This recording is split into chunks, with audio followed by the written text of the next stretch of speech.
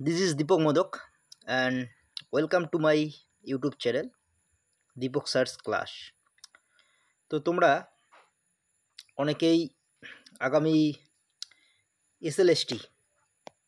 SLST non teaching staff অর্থাৎ group C group D এর জন্য প্রিপারেশন নিচ্ছ।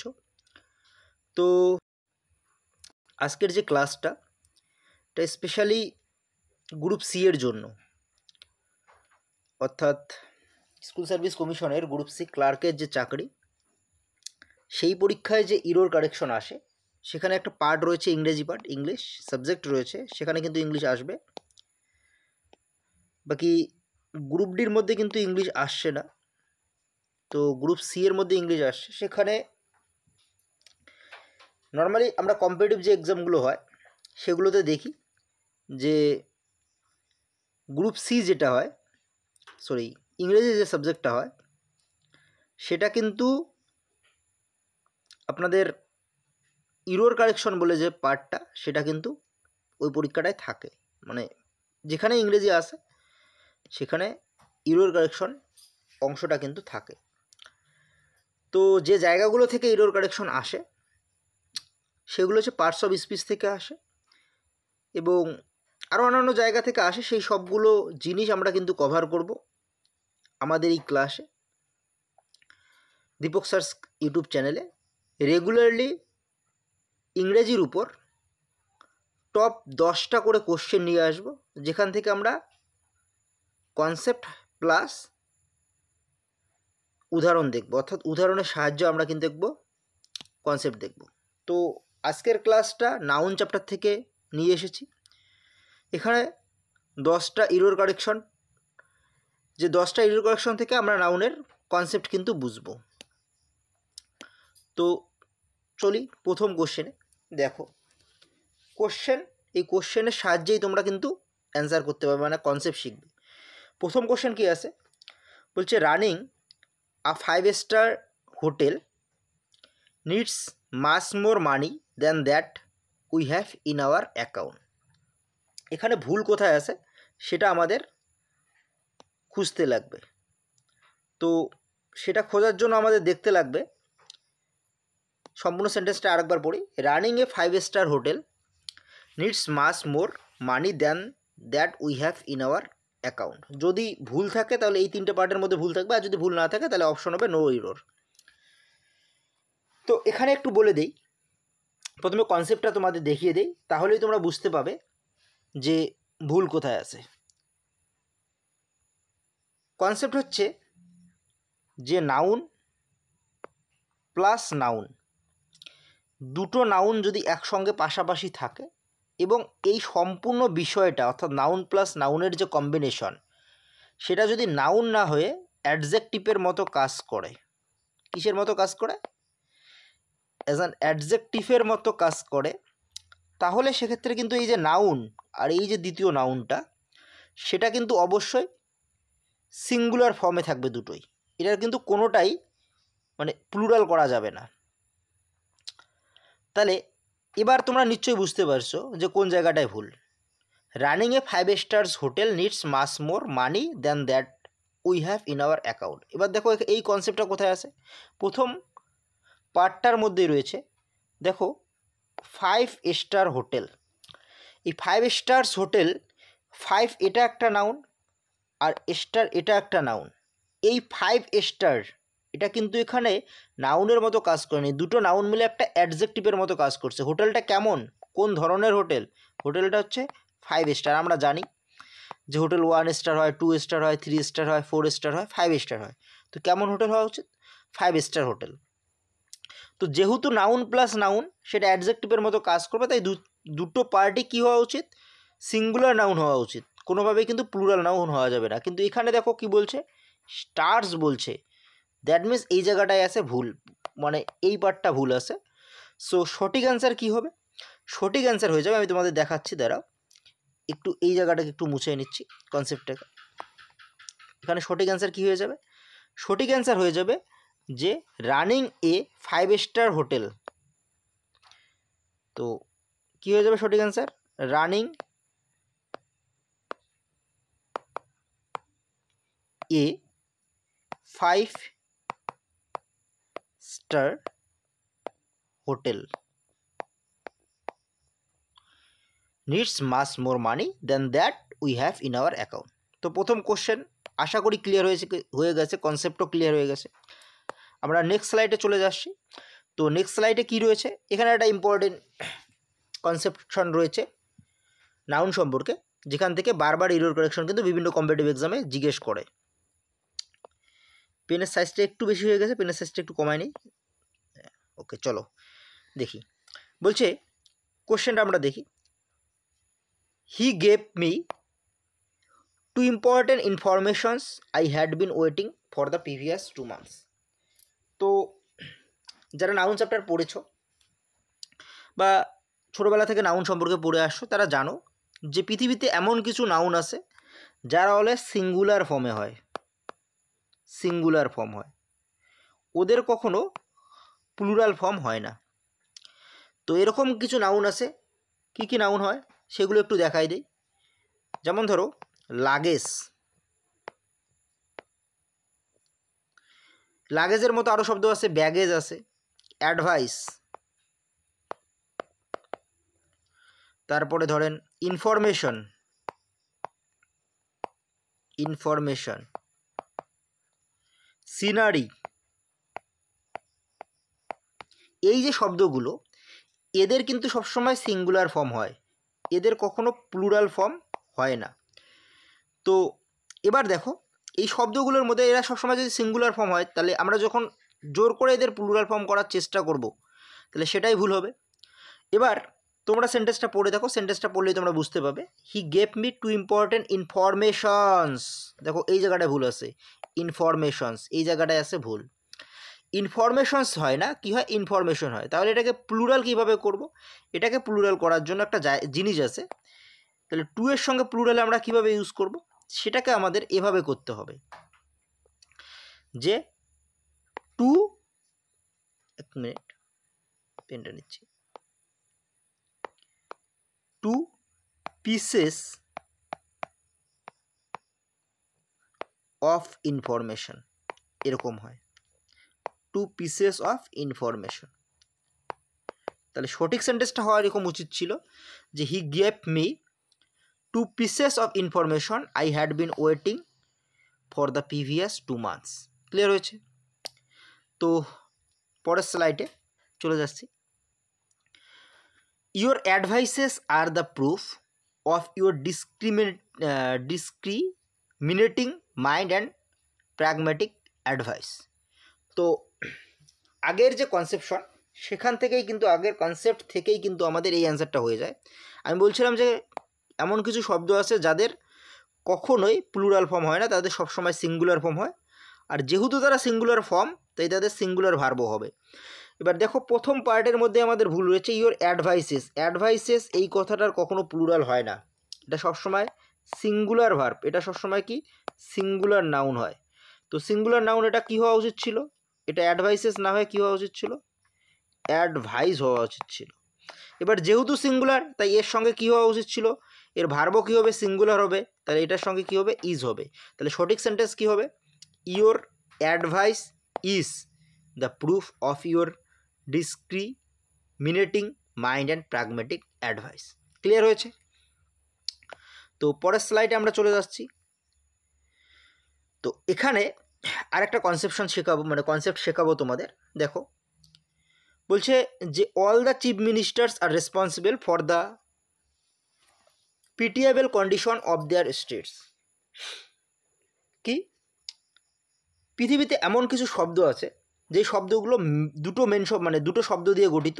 তার মধ্যে একটা হচ্ছে মেন শব্দ, আর একটা হচ্ছে সাবঅর্ডিনেট শব্দ বলতে পারি। মানে একটা প্রধান শব্দ, মানে শব্দের দুটো পার্ট থাকে, একটা প্রধান অংশ, একটা হচ্ছে অপ্রধান অংশ।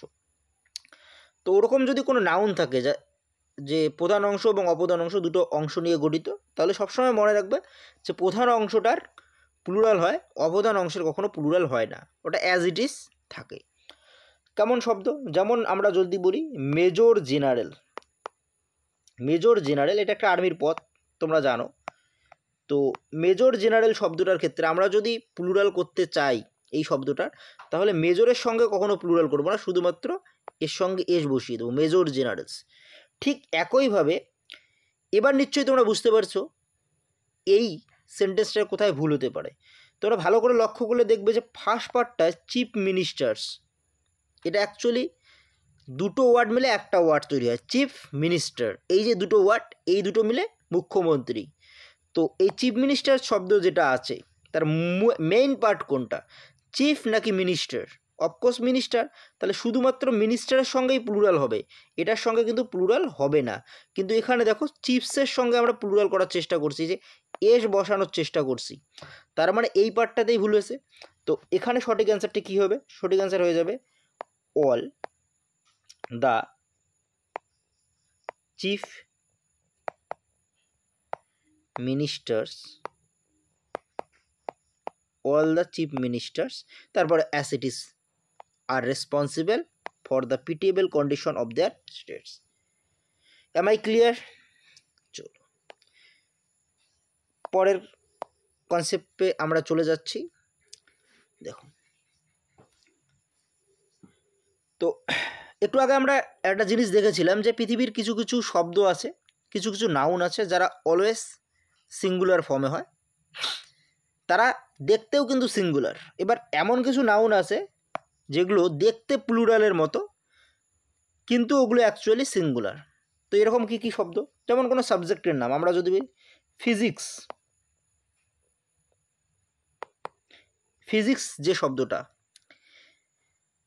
তারপরে ধরেন অন্য যে কোনো সাবজেক্টের নাম, পলিটিক্স, পলিটিক্স, তারপরে আরও শব্দ আছে নিউজ, ওরকম আরও একটা শব্দ আছে হেডকোয়ার্টার্স, হেডকোয়ার্টার্স। তো এই যে শব্দগুলো, এগুলো হচ্ছে শেষে এস আসে, দেখেন সবগুলোর ক্ষেত্রে। তো যদি শেষে এস থাকে তাহলে আমরা নর্মালি ধরি যে সেগুলো হচ্ছে প্লুরাল নাউন। তাহলে এগুলো দেখতে প্লুরাল, কিন্তু এগুলো অ্যাকচুয়ালি এগুলো কি, এগুলো হচ্ছে সিঙ্গুলার, এগুলো কিন্তু প্লুরাল নয়, এগুলো কিন্তু প্লুরাল নয়, এগুলো সবসময় কি সিঙ্গুলার, এটা মনে রাখতে লাগবে। তো যেহেতু সিঙ্গুলার, তাই এদের সঙ্গে সিঙ্গুলার ভার্ব বসবে, এটা আমাদের মনে রাখতে লাগবে। এবার আমরা ছোটোবেলা থেকেই একটা জিনিস ভুল শুনে আসছি, যে আমরা কোনো কিছুর যদি হেডকোয়ার্টার বলি, আমরা সবসময় বলি হেডকোয়ার্টার, অ্যাকচুয়ালি হেডকোয়ার্টার বলে কোনো শব্দ হয় না, শব্দটা সঠিক হবে হেডকোয়ার্টার্স। তাহলে ভুল কোন জায়গাটায় আছে? ভুল আছে প্রথম পার্টটায়, দেখেই বুঝতে পারছি হেডকোয়ার্টার, এই কথাটা কিন্তু ভুল। অ্যাকচুয়ালি সঠিক কথাটা কী হবে? The headquarters of the army is in Delhi, it is really surprising but you do not know even this fact. Clear হচ্ছে? তাহলে ভুল কোন জায়গাটায় আছে? প্রথম পার্টটাতে ভুল আছে, এই যে হেডকোয়ার্টার যে শব্দটা, এটার পরিবর্তে হবে শব্দটা হেডকোয়ার্টার্স হবে। পরের কনসেপ্টে আমরা যাচ্ছি। পরের কনসেপ্ট খুব সুন্দর একটা কনসেপ্ট, এই কনসেপ্টটা একটু বুঝাই। প্রথমত তো কিছু কিছু শব্দ আছে, যেমন হচ্ছে ডজেন, থাউজেন্ড, 100, তারপর স্কোর। এই শব্দগুলোর সামনে যদি ডেফিনেট কোনো নাম্বার, বা ধরেন আর্টিকেল, ডেফিনেট নাম্বার বা আর্টিকেল থাকে, তাহলে এদের শেষে কখনো এস বা অফ, এস প্লাস অফ, এটা বসানো যাবে না। যদি এটা থাকে তাহলে এটা বসানো যাবে না, আর যদি এটা না থাকে তাহলে এটা বসানো যাবে। তার মানে দুটোকে একসঙ্গে বসানো যাবে না। এবার দেখেন, তাহলে কনসেপ্ট কিন্তু ক্লিয়ার হয়ে যাওয়া উচিত, যে ডজেন, থাউজেন্ড, 100, স্কোর, এই যে শব্দগুলো আছে, এদের সামনে যদি ডেফিনেট নাম্বার মানে 1, 2, 3, 4 এরকম নাম্বার কিংবা আর্টিকেল থাকে, তাহলে এদের পরে কখনোই এস, এই শব্দগুলোর সঙ্গে কখনো এস এবং অফ বসবে না। আর যদি এ দুটো থাকে বা এ দুটোর একটা থাকে, তাহলে এটা বসবে না। এবার দেখেন তো কী আছে, এই ডজেন শব্দটার পরে কি আছে? অব আছে, তার মানে এদের সামনে এ বসবে না।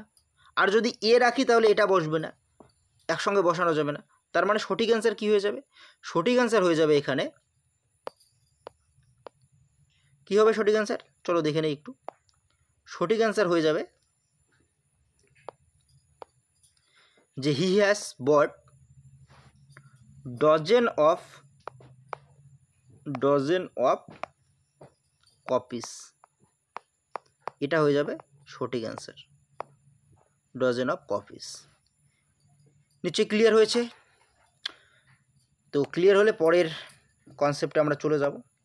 দেখেন 7 নম্বর বলছে the sceneries of Kashmir is more beautiful than that of Darjeeling. তো এটা আশা করি বুঝতে পাওয়া উচিত, কারণ এই কনসেপ্টটা অলরেডি আমি সম্ভবত 2 নম্বর কোশ্চেনে দেখিয়েছি। দেখো সিনারিজ বলে কোনো শব্দ হয় না। সিনারিজ এই যে কথাটা, এটা একটা ভুল কথা, কারণ সিনারিজ এটা সবসময় সিঙ্গুলার ফর্ম হয়, আর সিঙ্গুলার ফর্মটা হচ্ছে সিনারি, যেটার মানে হচ্ছে দৃশ্য। তো সিনারি হবে, সিনারিজ এটা ভুল। অ্যাকচুয়ালি সঠিকটা কী হবে? The scenery of Kashmir is more beautiful than that of Darjeeling. আশা করি এই কনসেপ্টটাও ক্লিয়ার হয়ে গেছে। 8 নম্বর কনসেপ্ট আমরা দেখব। He has ordered bricks for the proposed. এখানে একটু কথা মানে লেখাটা একটু বাইরে চলে গেছে, এখানে অ্যাকচুয়ালি হোটেল ছিল, হোটেল অ্যান্ড বার। তো দেখো এই যে কিছু কিছু শব্দ আছে, যেমন হচ্ছে ব্রিক, তারপরে ধরেন স্টোন, হেয়ার, এগুলো কিন্তু আনকাউন্টেবল নাউন। আনকাউন্টেবল নাউন মানে যাদেরকে গোনা যায় না, যাদেরকে পরিমাপ করতে হয়। আর আনকাউন্টেবল নাউন তার মানে এরা সবসময় সিঙ্গুলার নাউন। তো এদের সঙ্গে কখনো এস বা ইয়েস বসানো যাবে না। কিন্তু এখানে ভুল করে দেখেন তো কী করছে, ব্রিক্স যে আছে এদের সঙ্গে কিন্তু কি ব্যবহার করছে, এস ব্যবহার করছে। তার মানে সঠিক কি হবে? সঠিক হয়ে যাবে ব্রিক, BRICK, ব্রিক। তার মানে সঠিক সেন্টেন্সটা হয়ে যাবে he has bought brick for the propose hotel and bar. Clear হয়ে গেছে আশা করি। ক্লিয়ার হলে পরের কনসেপ্টে আমরা যাব। পরের কনসেপ্ট কি বলছে? This type of books are certainly helpful to the students preparing for the competitive exam. দেখো কিছু কিছু শব্দ আছে, যেমন ডিটারমাইনার বা ডেমনস্ট্রেটিভ প্রোনাউন যেগুলো হয়, কি কি, দিস বা দোস, আর কি দিস, THIS / দ্যাট, এই যে শব্দগুলো আছে।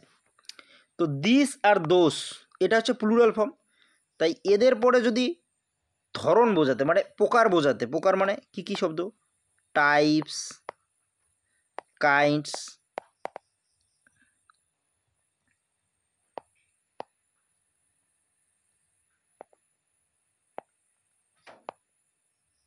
এগুলোর কিন্তু কি বসবে? প্লুরাল। যেহেতু এটা প্লুরাল তাই এদের সঙ্গেও কি বসবে?